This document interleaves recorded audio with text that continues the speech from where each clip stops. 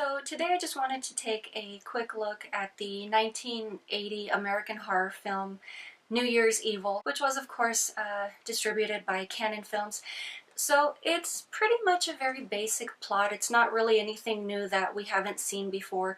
I believe we have Blaze, who is hosting a New Year's countdown in a posh hotel. She's somewhat of a punk icon, which I think is kind of ironic considering the fact that if you're in some fancy hotel, isn't that basically everything that somebody in the punk subculture would be against? I mean, you really wouldn't lean towards the posh nonsense, but for some reason they are hosting in a fancy hotel, and of course you've got all of these punk rockers, I guess you could say, who have dropped by in order to partake in the event. So I don't know, for some reason it just strikes me as odd, but you have a psychotic person who is pretty much just calling in and letting her know that they're going to be murdering a female every hour,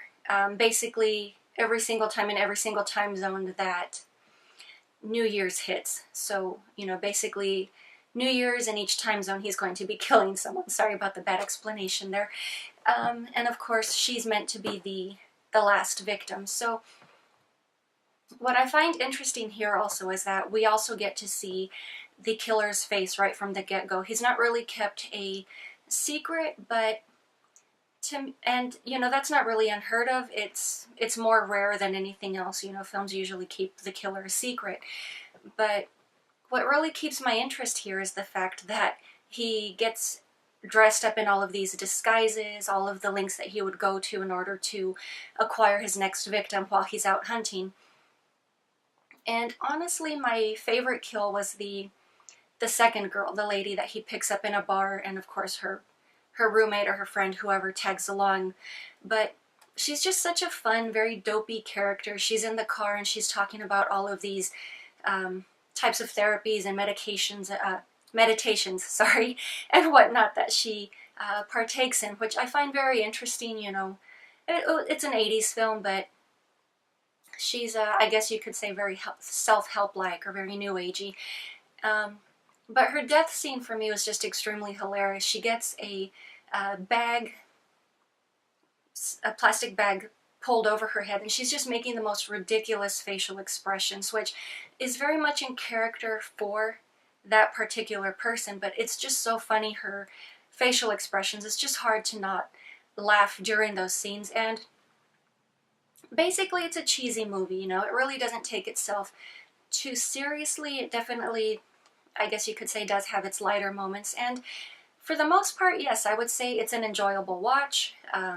But like I said, it's a very basic plot. It's nothing new. So one of the things that I had noticed during the course of the film, which I guess kind of falls into the whole criminal profiling and whatnot, is the fact that, you know, the theory that supposedly serial killers secretly want to be caught as a way of, you know, getting them to stop their tendencies, as well as gain some sort of fame for what it is that they have done. And this definitely does seem like very attention-seeking behavior, the fact that the murderer keeps calling in to the countdown and, you know, kind of updating, I've done this, I've done that, I'm, you know, to me it's just kind of like he's showing off, I'm capable of doing this.